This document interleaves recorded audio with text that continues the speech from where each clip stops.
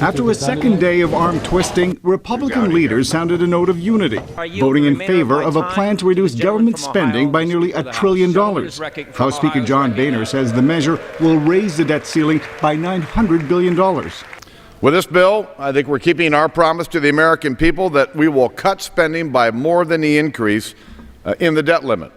But the Republican plan also limits future debt increases by adding a constitutional amendment to balance the budget.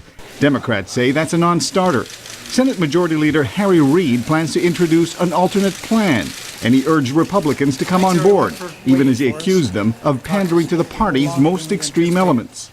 So I say to my Republican colleagues here in the Senate, do the right thing. Put the interest of the country ahead of the Tea Party extremists. But with time running out, President Barack Obama insisted there was enough common ground on both sides to reach a consensus. There are plenty of ways out of this mess, but we are almost out of time. We need to reach a compromise by Tuesday so that our country will have the ability to pay its bills on time, as we always have.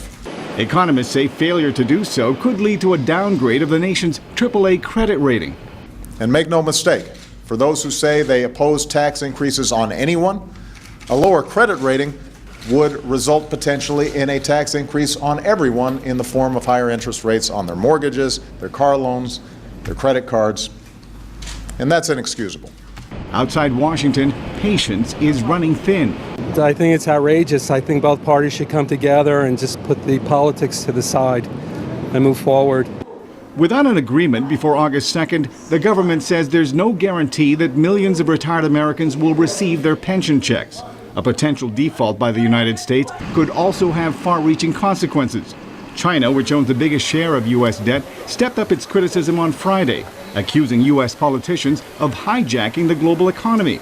Zhu Zhaolei is an economist at investment firm Galaxy Securities. The less people consume, the less China exports.